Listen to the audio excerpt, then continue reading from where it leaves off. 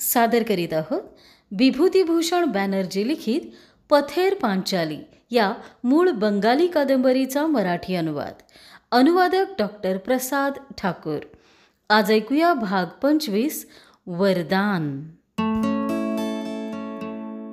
दुपारचं जेवण झाल्यावर आज कुठे बाहेर जाण्याऐवजी अपू घरातच बसून होता. कधी काळी विटांनी बांधलेली ती खोली सध्या पार मोडकळीला आलेली होती.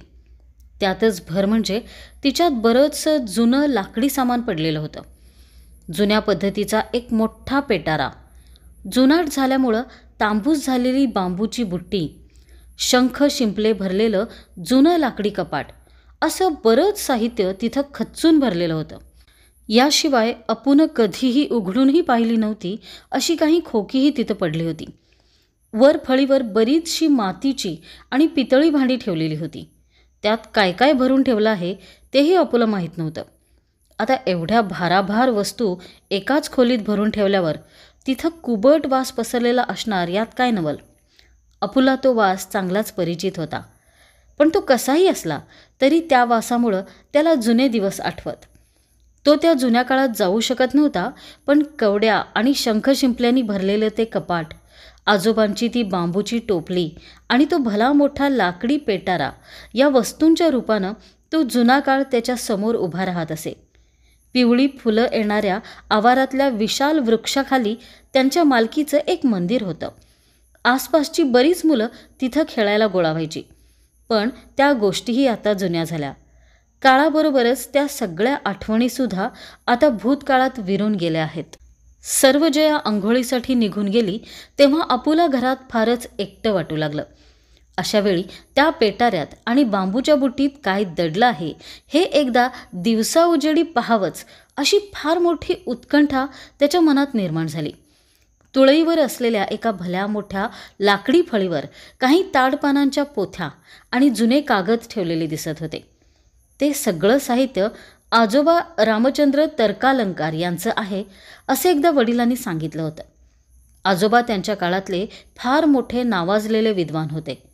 अपूचे हात त्या फळीपर्यंत पोहोचले असते तर त्याला त्या पोथ्या खाली उतरवून त्यांची पानं चाळायला फार आवडलं असतं. कधीकधी खिडकीशी बसून जंगलाकडे पाहत पाहत तो काशीदासाच्या महाभारताची जीर्ण झालेली प्रत वाचत बसायचा. तो आता अगदी छान वाचायला शिकला होता. त्यामुळं पूर्वीसारखी दुसऱ्या कोणाकडून गोष्ट वाचून घ्यायची गरज आता उरली नव्हती. तो आता अगदी सहजपणे वाचत असे आणि त्या गोष्टींचा अर्थही त्याला समजत असे. तसं पाहिलं तर अपू हा हुशार आणि बुद्धिमान मुलगा होता. अपूचे वडील तिसरे प्रहरी त्याला अनेकदा गांगुलीच्या आवारात असलेल्या मंदिरात सोबत घेऊन जात. तिथं गावातली वृद्ध माणसं जमलेली असत. अशावेळी हरिहर अपूला रामायण किंवा पांचाली या काव्यग्रंथातील उतारा वाचून दाखवायला सांगायचा. म्हणायचा, मोठ्यानं वाच बाळ, या मंडळींनी तुझ्या तोंडून ऐकावं असं मला वाटतं. अपूचं निरूपण ऐकून ती वृद्ध माणसंही कौतुक करीत. एकदा दिनू चॅटर्जी म्हणाले, आता हेच पहा ना, माझा तो नातू तुमच्या या मुलाच्याच वयाचा आहे. 2री-3री शिकलाय. पण तुम्ही जर त्याला वाचताना ऐकलं तर तो खरंच काय शिकला याची तुम्हाला शंका येईल. मी आहे तोवर ठीक आहे, एकदा का माझे डोळे मिटले की त्यांना शेतात राबायचीच वेळ येणार आहे. पूर्वजांची विद्वत्तेची परंपरा पुरती धुळीला मिळणार. आणि असं म्हणताना त्यांची मान निराशेनं हलत होती. वाडवडील आणि मुलाविषयीच्या अभिमानानं हरिहरची छाती फुलून आली होती. तो स्वतःशीच म्हणाला होता, शेवटी हे असंच आहे. अरे, तुम्ही असाल मोठे जमीनदार आणि सावकार, तुमचं आयुष्य त्यातच गेलं. आम्ही भले गरीब असू, पण आमचं घराणं पंडितांचं आहे. आमच्या वाडवडिलांनी ताडाच्या पानावर ग्रंथ लिहून ठेवले ते काय उगीच? माझा मुलगा त्या परंपरेचा वारसा घेऊन आला आहे. तो वारसा सहजासहजी वाया जाणार नाही. माझे वडील रामचंद्र रे तर्कालंकार होते, माहीत आहे. अपू बसायचा त्या खिडकीपासून कुंपणाची भिंत फार लांब नव्हती. त्या भिंतीनंतर पुढं जंगल सुरू व्हायचं. खिडकीतून पाहिलं तर समोर हिरव्या रंगाचा समुद्र पसरला आहे आणि ती हिरवीगार झाडी म्हणजे त्याच्यावरील लहरणाऱ्या लाटा आहेत असं वाटायचं. ते जंगल एका बाजूनं जिथं कधी काळी तो निळीचा कारखाना होता तिथंपर्यंत आणि दुसऱ्या बाजूनं नदीपलीकडेही दूरवर पसरलं होतं. तर असं हे जंगल कुठेच संपत नाही असंच अपूला वाटायचं. दीदीबरोबर तो अनेक वेळा त्या जंगलात भटकला होता, पण त्याचा शेवट त्याला कधीच दिसला नव्हता. जंगलात कुठेतरी आता जवळपास पार आटून गेलेलं एक जुनं तळं आहे. त्याला लागूनच विशालाक्षी देवीच्या जीर्ण मंदिराचे अवशेष उभे आहेत. आज ज्याप्रमाणे पंचानन ठाकूर यांची पूजा केली जाते, त्याप्रमाणे एकेकाळी तिथल्या विशालाक्षी देवीची ग्रामदेवता म्हणून पूजा केली जात असे. गावचं पुढारपण करणाऱ्या मुजुमदारांनीच देवीची प्रतिष्ठापना केली होती. पण एकदा देवी कोपली आणि तिनं मुजुमदारांच्या स्वप्नात येऊन दृष्टांत दिला की आपण देऊळ सोडून जात असून पुन्हा कधीही परतणार नाही, कारण त्यांच्यातलाच एका मुजुमदाराने नवस फेडण्यासाठी म्हणून देवीसमोर मनुष्यबळी दिला होता. पण त्याही गोष्टी आता जुन्या झाल्या. आज हयात असलेल्या कोणाही व्यक्तीनं विशालाक्षी देवीचा उत्सव झालेला कधीही पाहिलेला नव्हता. तिचं मंदिर जवळपास पूर्णपणे नष्ट झालेलं आहे आणि मुजुमदारांच्या जीर्ण वाड्यात पूर्वजांची आठवण म्हणून साधा दिवा लावायला सुद्धा कोणी उरलेलं नाही. ही सुद्धा फार जुनी गोष्ट झाली. एकदा निश्चंडीपूरचे स्वरूप चक्रवर्ती यांना गावाहून घरी परतताना वाटेत नदीच्या घाटावर एक 16 वर्ष वयाची लावण्यवती स्त्री उभी असलेली दिसली. त्यावेळी संध्याकाळ होत आलेली होती. अशा आडवेळी नदीकाठच्या जंगलात अशी लावण्यवती स्त्री उभी असलेली पाहून स्वरूप चक्रवर्ती दचकलेच. ते काही बोलणार तेवढ्यात तीच बोलू लागली. तिचा आवाज मधुर पण अधिकारयुक्त होता. मी विशालाक्षी, या खेड्याची ग्रामदेवता. थोड्याच दिवसात पटकीची साथ सुरू होईल. गावात जाऊन लोकांना सांगा, वद्य चतुर्दशीच्या दिवशी पंचानन मंदिरातील कालीमातेची पूजा करा. तिला 108 कोहाळे अर्पण करा.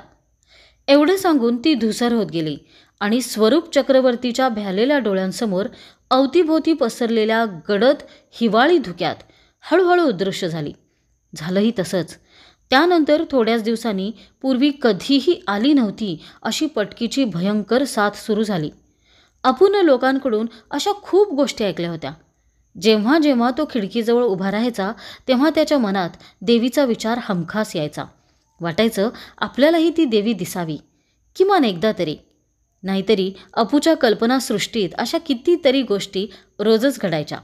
क्षणात जणू तो खिडकीतून जंगलात उतरला आणि पाहता पाहता जंगलात हरवून गेला आणि त्याला खरोखरच विशालाक्षी दिसली सुद्धा. त्याने आजवर जेवढ्या गोष्टी वाचल्या होत्या त्यातल्या किंवा आईने सांगितलेल्या गोष्टींमधील नायिकांपेक्षाही ती कित्येक पटीनं सुंदर होती.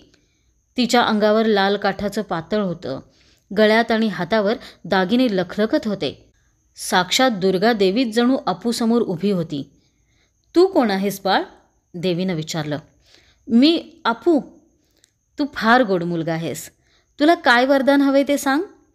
रोज तिसरे प्रहरी अंथरुणावर पडल्या पडल्या अशी कित्येक दिवा स्वप्न अपू पाहायचा. डोळा लागला तरीही अशीच स्वप्न त्याला पडायची. जाग यायची तेव्हा संध्याकाळच्या किरमिजी सूर्यकिरणांमध्ये चमकणारी वेळूची बेटं सोडली तर संपूर्ण जंगलावर सायंकाळच्या कृष्ण छाया पसरू लागलेल्या असत. सुरुवातीची पानं गहाळ झालेलं एक बरंच जुनं पुस्तक त्याच्या संग्रहात होतं. ते पुस्तक नेमकं कशाविषयीचं आहे आणि त्याचा लेखक कोण आहे तेच अपूला समजत नव्हतं. पण ती एक साहस कथा होती हे मात्र निश्चित. अत्यंत काव्यात्म भाषेत लिहिलेली ती उदात्त साहस कथा अपूला फार आवडायची. बेभान होऊन पानामागून पानं उलटताना त्याचे डोळे आसवानी भरून येत आणि ऊर भावनांनी जणू भरून येई. पण हरिहर घरी असला तर अपूला हा आनंद मुळीच लुटता येत नसे. अपू, तुझ्या अभ्यासाची पुस्तकं आण पाहू, हरिहर म्हणायचा.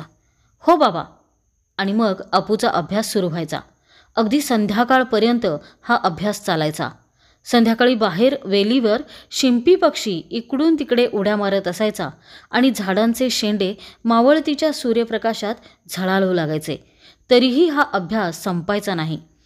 अपू एकीकडे घोकंपट्टी करत असायचा, पण त्याचं नाक मात्र रागानं फुरफुरत असायचं. आणि मग अभ्यास संपला रे संपला की तो सगळी पुस्तकं कोपऱ्यात फेकून द्यायचा आणि आनंदानं उड्या मारत खेळायला पळायचा.